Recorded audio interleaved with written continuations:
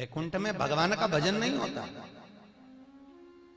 वैकुंठ में तो आपको एक अच्छा सुंदर सा रूम दे दिया जाता है और वहां जाकर अपना आराम करिए, विश्राम करिए, समय पर आपके लिए भोजन पहुंच जाता है।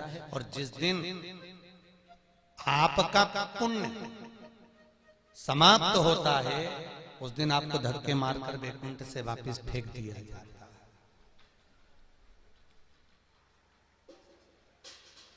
जब आपका पुण्य और शिव महापुराण की कहती है, कथा कह रही है, भगवान से नहीं डरना मत डरो, गुरु से नहीं डरना मत डरो, धर्म और शास्त्रों से नहीं डरना मत डरो, वेद और पुराण से नहीं डरना मत डरो, माता पिता से नहीं डरना मत डरो, घर के बुजुर्गों से नहीं डरना मत डरो।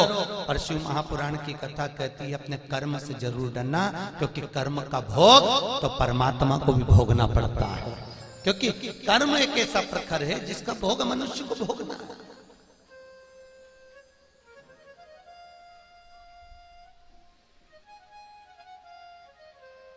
ध्यान दीजिए, आपने अगर गौ माता को एक रोटी दी है ना, गौ माता की पीठ पर यदि आपने हाथ फेरा है, गौ माता को अगर आपने रोटी दी है, गौ माता की सेवा करी है, तो वही गौ माता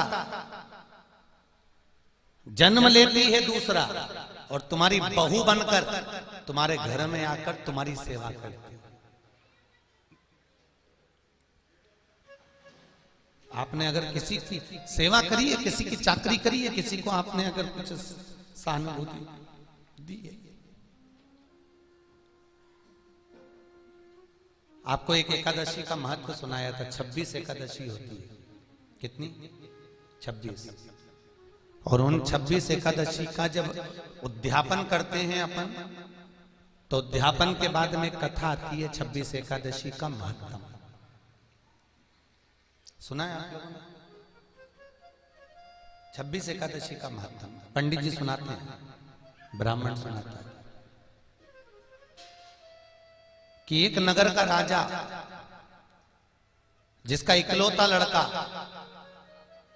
और एक ही लड़का उस राजा का, और वो लड़का का विवाह हो गया, घर में बहू आ गई, बहू आई, मात्र 2 महीने हुए थे बहू को आए हुए, और उस बहू ने आज राजा के लड़के की उस तलवार की म्यान को उठाकर देखा जिसमें तलवार रखी जाती है।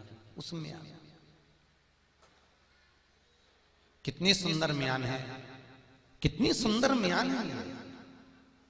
और म्यान को देखा तो उस बहू ने सोचा म्यान इतनी सुंदर है तो तलवार कितनी सुंदर होगी।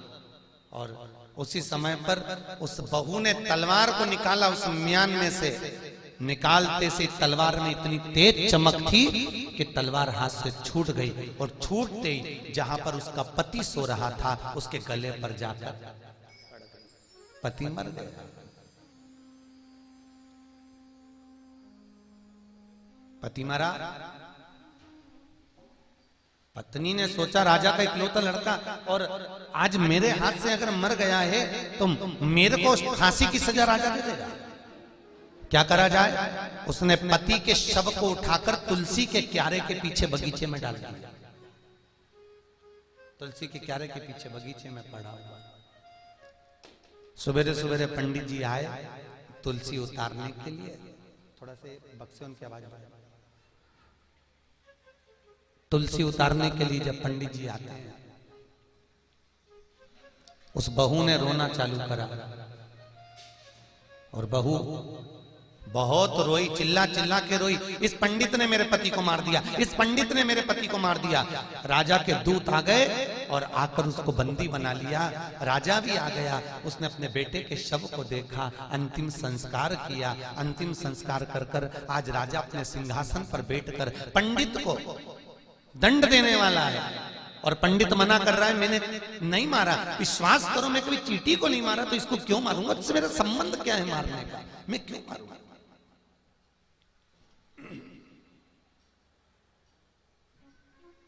राजा को लगा कि ये पंडित कभी जिंदगी में किसी का अपशब्द नहीं करा, कभी किसी के लिए आड़ी टेढ़ी बात नहीं कही, कभी किसी को ताना नहीं दिया, तो फिर थोड़ा बेस कम करो, थोड़ा सा हल्का सा। किसी को ताना नहीं दिया इसने, कभी किसी को गाली नहीं दी, अपशब्द नहीं किया, तो फिर ये मेरे बेटे को क्यों मारेगा? ये मार नहीं सकता, ये मेरे बेटे को नहीं मारेगा। पर सारे सबूत इस पंडित के खिलाफ हैं। राजा ने अपने सिंहासन पर बैठकर कह दिया, इस पंडित ने मेरे बेटे का सिर काटा है, जिस हाथ से इसने मेरे बेटे का सिर काटा है इसका वो हाथ काट दिया जाए। पंडित का हाथ कटा। पंडित अब मंदिर में सेवा नहीं कर रहा। अब राजा के महल के मंदिर में पंडित ने सेवा नहीं करी, सीधे अपने गुरुजी के पास गया। गुरुदेव, गुरुदेव, मैं आपसे केवल मेरा पुराना कर्म पूछने के लिए आया हूं कि मैंने ऐसा कौन सा कर्म करा था गुरुजी जो आज मेरा हाथ कट गया। मैंने कभी झूठ नहीं बोला, मैंने कभी बेईमानी नहीं करी, मैंने कपट नहीं करा, मैंने कभी बुरा नहीं करा, इसके बाद भी मेरा हाथ क्यों कटा गुरुजी, आप बताइए। गुरुजी ने कहा, मैं किसी के कर्म को नहीं जानता, पर मेरे गुरु काशी में रहते हैं, तू वहां चले जा, वहां जाकर पूछ ले। वहां पहुंचा, वहां जाकर गुरुजी के दरवाजे पर आवाज लगाया, गुरुदेव, गुरुदेव। गुरुजी तो नहीं थे, तो गुरुजी की पत्नी थी, वो निकल कर आ गई और आते से बोली, कौन है? गुरुजी हैं क्या? कहीं मर रहा होगा तेरा गुरु खोलना। ना जाने कहां पर तो गुरुजी रोता फिरे और उसके चेले यहां रोते फिरे, ना जाने कहां मर रहा होगा, चल निकल यहां से बाहर। गुरुजी की पत्नी ने धक्के मारकर उसको निकाल दिया। शाम को फिर वो गुरुजी के दरवाजे गया, गुरुदेव, गुरुदेव। अब पत्नी नहीं थी, गुरुजी थे। गुरुजी ने कहा, आइए भैया, बैठिए। कहां से आए हो? मैं साहब वहां से पधारा हूं। अच्छा, क्या बात है? मुझे कुछ प्रश्न करना था गुरुजी आपसे। आओ बैठो, पानी पियोगे? गुरुजी ने पानी पिलवाया। बोलो क्या प्रश्न है? गुरुजी, मेरा प्रश्न तो मैं बाद में करूंगा, पर पहला प्रश्न मेरा गुरुजी केवल इतना है कि आप इतने अच्छे स्वभाव के और आपकी धर्म पत्नी ऐसी क्रूर स्वभाव की, सवेरे में आया था ऐसी गाली बक रही थी आपको, इतना अपशब्द कह रही थी और मुझे भी धक्के मारकर निकाल दिया। गुरुजी, मेरा कर्म का भाग्य बाद में बताना, पहले ये बताओ कि आपने ऐसा कौन सा कर्म करा था जो ऐसी चंद्र घंटा तुम्हें मिली है? ऐसी मिली, इसका कारण क्या? आप बताओ। गुरुजी ने कहा, भैया देख, जिंदगी में पहला कोई मिला जिसने मुझसे अपना भाग्य पूछा, तो सुन।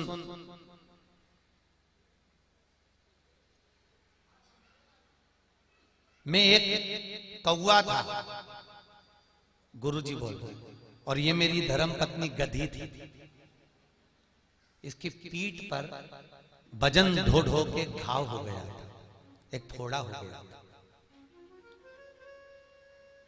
मैं कौवा इसकी पीठ पे बैठता, अपनी चोंच से इसके घाव को खरोदता, ये गधी उचक उचक कर भागती, मुझे बड़ा अच्छा लगता। कई महीनों तक चला। एक दिन ये गधी मुझसे पीछा छुड़ाकर हरिद्वार चली गई। मैं इसको ढूंढता ढूंढता हरिद्वार चले गया, ये फिर मिल गई। मैंने फिर इसके घाव को खरोदा, ये दौड़कर गंगा जी में कूद गई। मैं भी इसके साथ गंगा में कूद गया, हम दोनों मर गए। मैं मरकर इसका पति बन गया, ये मेरी पत्नी बन गई। पहले मैंने अपनी चोंच से इसको खरोदा था, अब ये अपनी चोंच से मुझे खरोद रही है। तो जिसको भी ऐसी मिली हो, जीजियो, समझ लेना आज का नहीं है। अरे बोलो तो। इसलिए हम बार बार कहते हैं, मत बुरे कर्म कर बंदे वरना पछताएगा। भगवान की आंखों से तू बच नहीं पाएगा, तू बच नहीं पाएगा। गुरुजी, अब आपने अपना कर्म कहा, पर मेरा कर्म, मैंने कभी झूठ नहीं बोला, कपट नहीं करा, बेईमानी नहीं करी, मैंने प्रपंच नहीं करा, तो फिर मेरा हाथ क्यों कटा? गुरुजी ने कहा, जैसा तू अभी है, पूर्व में तू एक महान संत था, तूने संकल्प लिया था कि झूठ नहीं बोलेगा।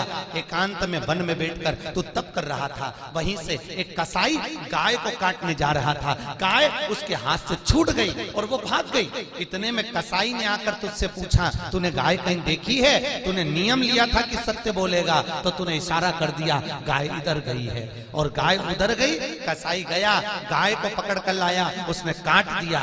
जो गाय कटी थी वो बहू बनी, जिस कसाई ने काटा था वो बेटा बना, और तूने इशारा करा था, इसलिए तेरा हाथ कटा। कर्म का दंड कोई पूर्व में करा होगा। कई लोग कहते हैं हमारी बहू तो ऐसी मिली गुरुजी, प्राण खा जा रहा। कर्म का दंड है। कोई कहती हमारी सास ऐसी मिली। अच्छा ईमानदारी से बोलो, पहले के जमाने में लड़की डरती थी कि सास कैसी मिलेगी। सही है कि गलत है? ना जाने कैसी सास मिलेगी। आज के जमाने में सास उन डरती है जगदम्बा कैसी आएगी। आज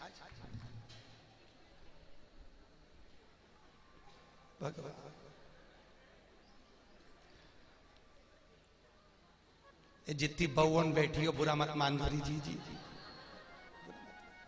कैसी कर्म हमें भोगना है। मनुष्य का शरीर अगर मिला है तो कर्म को भोगने के लिए मिला है। 33 कोटि देवताओं का शास्त्र वर्णन करता है महाराज, 84 लाख योनियां काटते काटते जो मनुष्य की देह मिली है, मात्र हमको भोगने के लिए मिली है।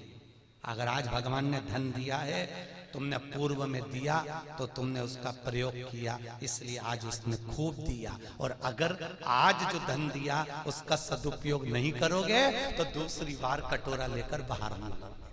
कर्म का दंड है, भोगना। अच्छा करो, कभी विचार करना। और महाकाल बाबा के दरवाजे पर जाकर के ना, भोलेनाथ हमने कौन सा पुण्य करा था जो हमको उज्जैन नगरी में जन्म दिया? हमने कौन सा पुण्य करा था जो हमको उज्जैन में भेज दिया? हमने कौन सा पुण्य करा था जो हमारे पांव, हाथ, आंख, मुंह, पूरा शरीर अच्छा दिया? नहीं तो उसका मन था एक आध आंख निपटा के भेज देता तो क्या झगड़ा करने जाता? लड़ाई करने जाते क्या ऊपर? नहीं, पर उसने पूरा डिपार्टमेंट अच्छा बनाकर भेजा। और ईमानदारी से बोलो, तुम्हें मालूम था कि तुम अच्छे घर में जन्म हो जाएगा? किसी भिखारी के घर में पैदा कर देता तो? विचार करिए।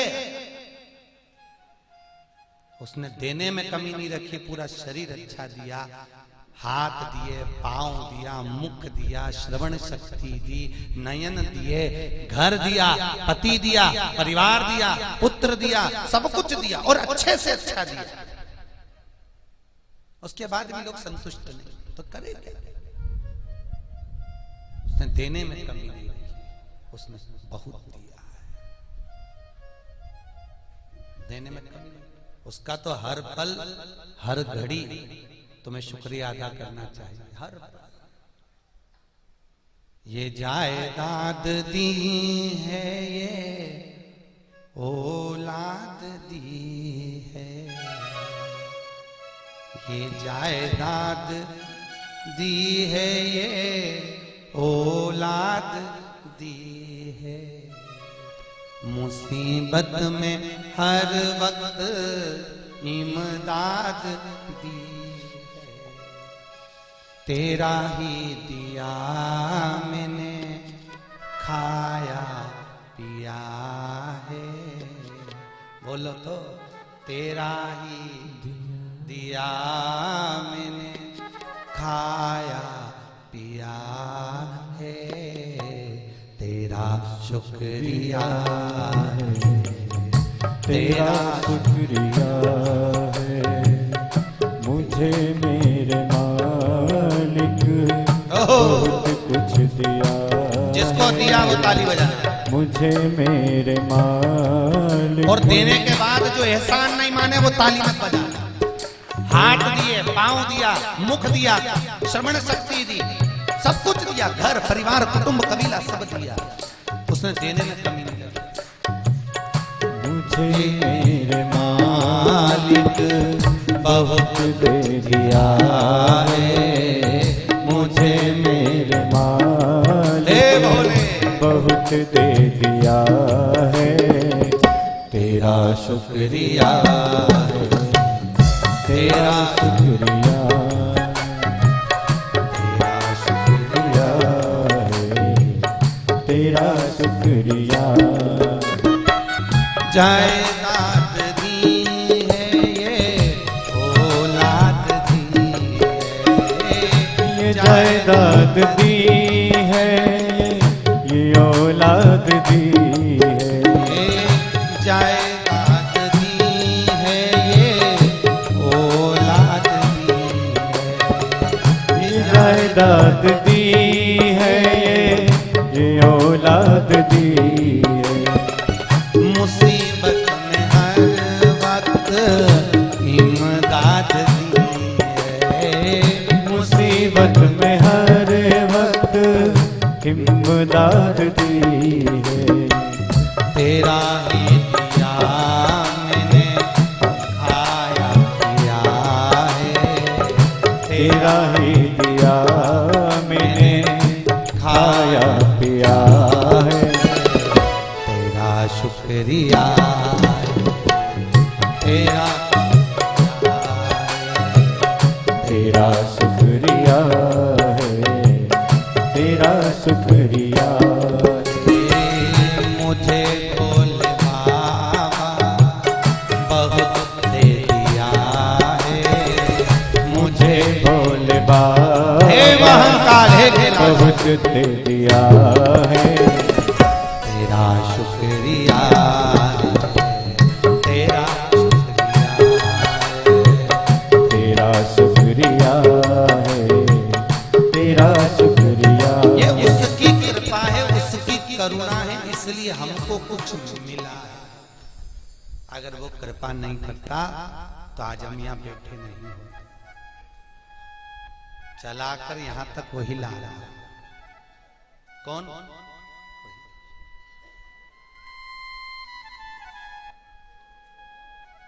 और उससे कहते रहना कि ऐसी कृपा करना भोलेनाथ कि मेरे हाथ पैर से मैं काम करती रहूं, चलती रहूं, आखिरी तक भी तेरे धाम पर आती रहूं, कथा सुनती रहूं, तभी मेरे प्राण छूटे। पलंग पे मत पटकना दादा, पटक भी देगा तो कौन किसका करता, नहीं तो तुझे आना पड़ेगा। भाई इतना कह दो तो पार्वती जी शंकर जी से कह देगी महाराज इसको पटकना मत, ही बहुत तेज है, तुम्हें बुला लेगी तो मैं क्या करूंगा। बिल्कुल धमकी दे के रखो तुझे। हमने तेरे दरवाजे पर जाकर कथा का रिस्पान किया है, हमने तेरी चौखट का स्मरण किया है, तू हमारा और हम तेरे, तो फिर क्या पटकना नहीं।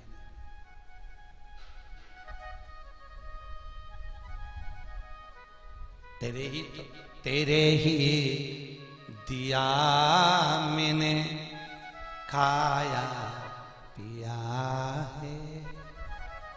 करा पैदा हुए तो उस दिन से नौकरी करने गए थे क्या? जम के तो बोलो। कई बच्चे कहते हैं अपनी माँ से तुमने क्या करा हमारे लिए? माँ प्रसन्न होकर कहती है जब तू पैदा हुआ था तो डायरेक्ट BHEL में सर्विस लग गई थी तेरी, हमने कुछ नहीं किया, तू ही तो कमा कर लाया था जब तेरे को दूध पिलाया। कितना दयालु है वो, गर्भ में पड़ा था, गर्भ के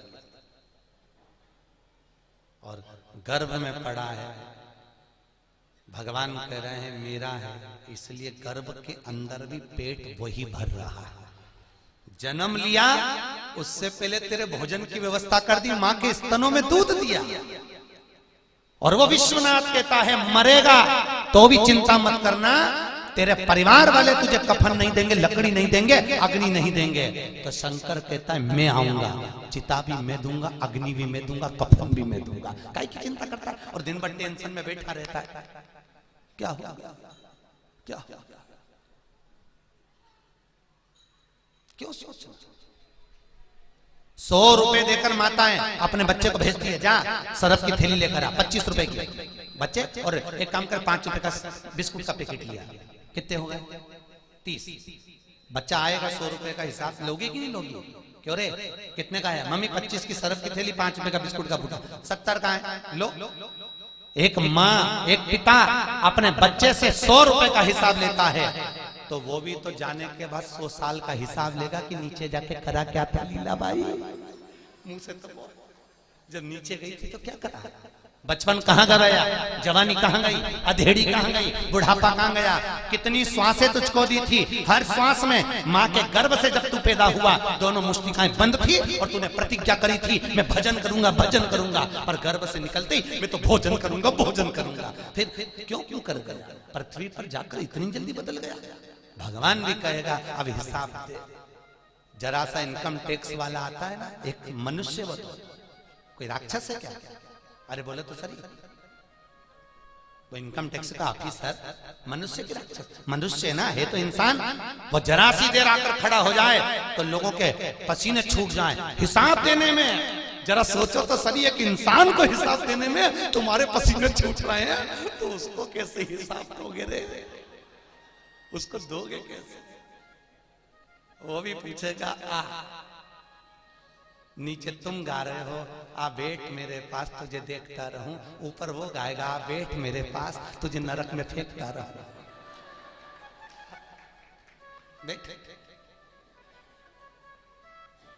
नजदीक। फिर गलत क्या बोला? वो डायलॉग कितना अच्छा बोला, तेरा क्या होगा रे कालिया? गलत पूछेगा कहां गवाया है इस जीवन को। कहेंगे लोग मैं अपने पत्नी के लिए, अपने बच्चों के लिए खूब काम करा, मैंने खूब कमाया, खूब कमाया, खूब कमाया, पत्नी और बच्चों के लिए कमाया। भगवान भी कहेंगे कर्म का भोग तो भोगना पड़ेगा। वो धृतराष्ट्र की धर्म पत्नी, क्या नाम था उसका? गांधारी। बड़ी विचित्र थी वो भी। पति आंख से अंधा था तो वो भी पट्टी बांध के बैठ गई। अच्छा है उसके लक्षण किसी बहू ने नहीं लिए। हाँ ईमानदारी की बात बोलूं, नहीं तो आजकल की माताएं लक्षण बहुत ले टीवी में से। अगर गांधारी का लक्षण ले लेती तो मेरा पति हॉस्पिटल में बीमार पड़ा है तो मुझे भी बाटल चढ़ा हो जाए ऐसे लक्षण ले।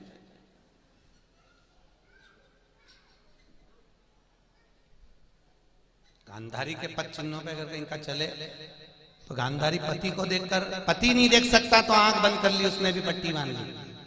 पर हिंदू धर्म का शास्त्र कहता है गांधारी जैसे चरित्र नहीं चाहिए। पति आंख से नहीं देख सकता, अपनी आंख से देखकर उसको बताओ। पति नहीं सुन सकता, लिखकर समझाओ। पति नहीं चल सकता, अपने पांव से चला कर ले जाओ। पति अपने हाथों से काम नहीं कर सकता, अपने हाथों से काम करिए महाराज। गांधारी, एक बार भगवान कृष्ण आ गए गांधारी के पास में और भगवान कृष्ण ने आकर गांधारी को प्रणाम किया। गूंज रही है आवाज, थोड़ी बेस कम करवा। गांधारी को प्रणाम किया और भगवान बोले बुआ जी प्रणाम करता हूं, प्रणाम कर। इतने में जैसे ही भगवान कृष्ण ने प्रणाम किया, प्रणाम करते सी गांधारी पीछे खसक गई और खसक कर बोली रे कृष्ण एक नहीं, सुन तू चाहता ना तो ये युद्ध नहीं होता, परंतु तेरे कहने पर ये युद्ध हुआ है। तो बचा सकता था कृष्ण, तूने मेरा पूरा वंश मिटा दिया। मैं गांधारी आज तुझे श्राप देती हूं कि तेरे भी जीते जीत पूरा वंश तेरा मिट जाए। कन्हैया बड़े खुश हुए, खूब नाचे, खूब प्रसन्न। तो युधिष्ठिर ने पूछा, तुमको गांधारी श्राप दे रही है कि तेरा वंश मिट जाए और तुम प्रसन्न हो रहे? भगवान बोले, मेरे जाने के बाद अगर मेरा वंश बाद में आता तो ना जाने कौन कौन से नरक में पड़ जाता। मेरे सामने अगर मेरे परिवार के लोग जाएंगे तो उनके लिए अच्छी गाड़ी तो लगा दूंगा, अच्छी जगह तो बिठा दूंगा। मेरे सामने जाएंगे तो गति। इसलिए माताएं कई बार कहती हैं, पत्नियों की एक अभिलाषा होती है, माताओं की एक अभिलाषा होती है। देवी के मंदिर में जब भी जाती है ना, तो एक ही बात कहती है, हे मां, मेरे मस्तक पर मेरे माथे पे कुमकुम की बिंदिया रहे, मेरे माथे पे कुमकुम की बिंदिया रहे, और मैया कोई काम नहीं।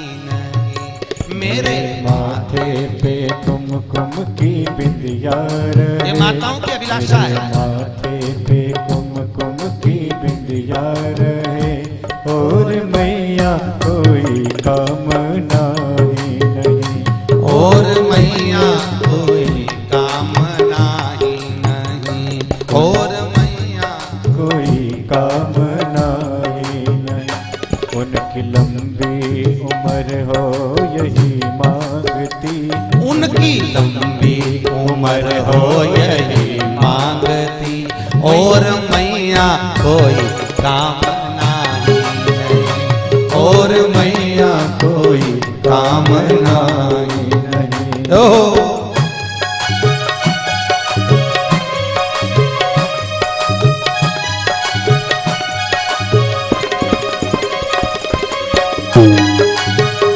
बड़े भाव ताली से बजे। नवरात्र चल रहे हैं, आप भी मां जगत जननी से कहिए जो।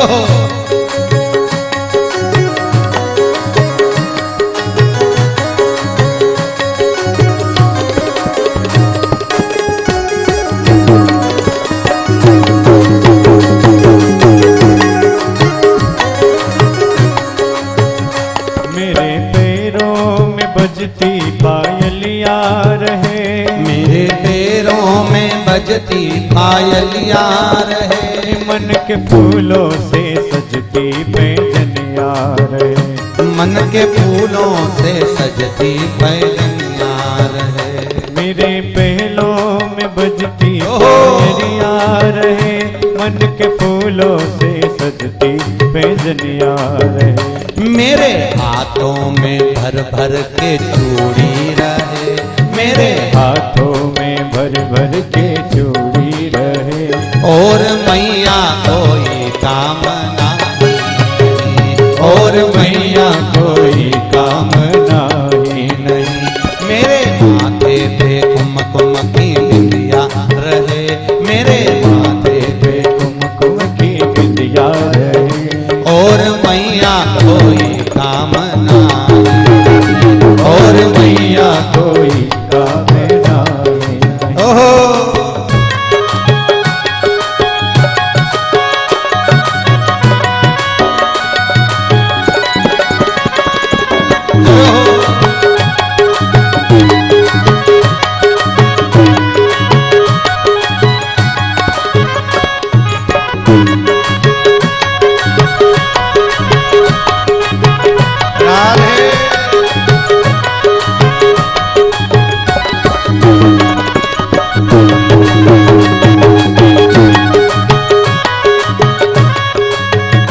मेरे सिर पे मलाल चुनरिया रहे, मेरे सिर पे मालाल चुनरिया रहे, मेरे सिर पे मलाल चुनरिया रहे, मेरे सिर पे मालाल चुनरिया रहे, अपनी बेटी पे तेरी नजरिया रहे, अपनी बेटी पे तेरी नजरिया रहे, मेरे हाथों में भर भर के चूड़ी रहे, मेरे हाथों में भर भर के चूड़ी रहे। और मैया कोई काम नारी और मैया कोई काम नारी। मेरे हाथों में भर भर के चूड़ी रहे, मेरे हाथों में भर भर के चूड़ी रहे। और मैया कोई काम नारी नहीं, और मैया कोई काम नारी नहीं, और मैया कोई काम नारी नहीं, और मैया कोई काम नारी। ओहो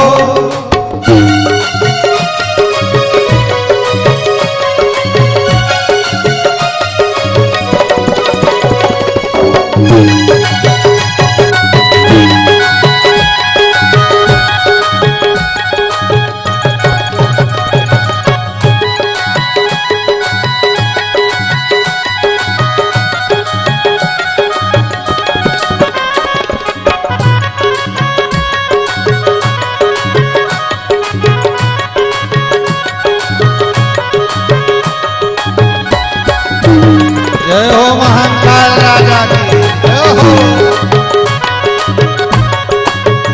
मेरे माथे पे कुमकुम की बिंदिया रहे, मेरे माथे पे कुमकुम की बिंदिया रहे। और मैया कोई काम नारी नहीं, और मैया कोई काम नारी नहीं। और